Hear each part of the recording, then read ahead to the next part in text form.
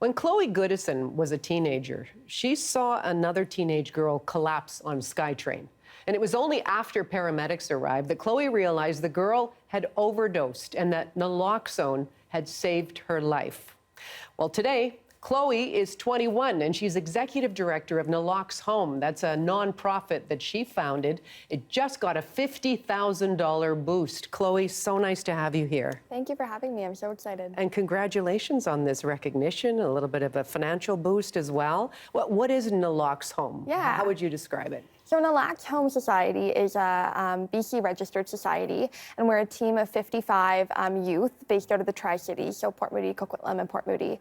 And we're tasked to go into School District 43 schools, so around the district, and provide youth-to-youth overdose education. So we talk about BC's overdose crisis, we identify what stigma is, what harm reduction is, and then we also provide naloxone training to all the students we reach.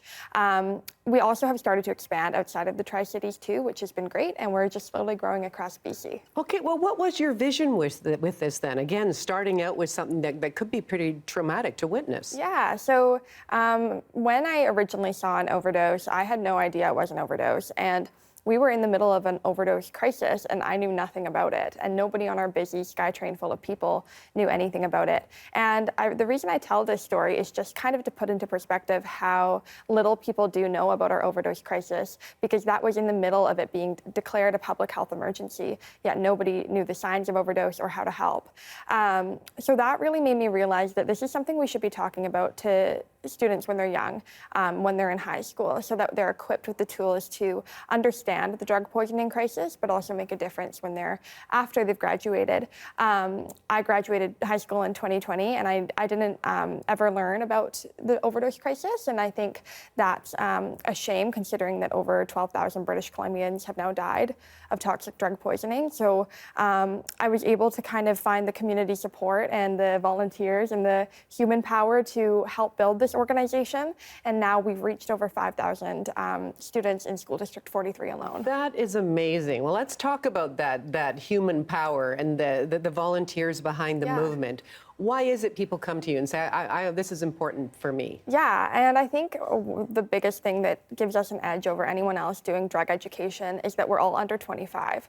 So our whole organization is youth run and youth organized. And because of that, when we're giving presentations and talks about drugs to youth, they feel a lot more comfortable asking questions, and they're not scared about getting in trouble as if it were a teacher or a police officer or a parent giving these drug education talks.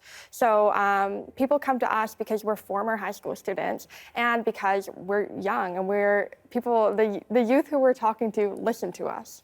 Right, you've got the credibility, Yeah. instant credibility. You're not talking down, you're talking across. Yeah. And I can hear how that probably lands differently on younger ears. That makes a lot of sense. Okay, so let's talk about Mazda coming up with this $50,000 boost. What does that mean for your organization? Well, it's just huge. Like, that's the biggest amount of money we've received ever. And I filled out an application like 10 minutes before the deadline, and I was one of 5 youth selected in Canada to receive the $50,000 for their community cause they're working on. So this $50,000 will go a long way. We're looking at doing some more basic things, first of all, like getting proper warm uniforms for all our team and reimbursing some of the kilometers that our presenters are using up to go to UBC or North Van or wherever they're traveling from Coquitlam. But then we're also looking at how to expand more feasibly throughout the province. So we've had interest from Interior Health and Northern Health and Island Health about having our curriculum and our program be expanded out their ways. But because of cost and just because most of us are students, it's been kind of hard to organize how to get across the region. So this money will definitely allow us more options with expanding, which is so exciting. Well, you're doing some great things, but working on it from the journalism side of this story, where we're so often just delivering updates on the number of deaths. There's a lot of sadness out there right across the province. So I guess amidst all of this sadness and tragedy, what gives you hope? I think what gives me hope is working with a team of amazing youth, and we're all under 25, and all of us are just passionate about ending this overdose crisis, or at least finding some sort of relief, because as we all know, the numbers are not lightening up. They're getting worse each month.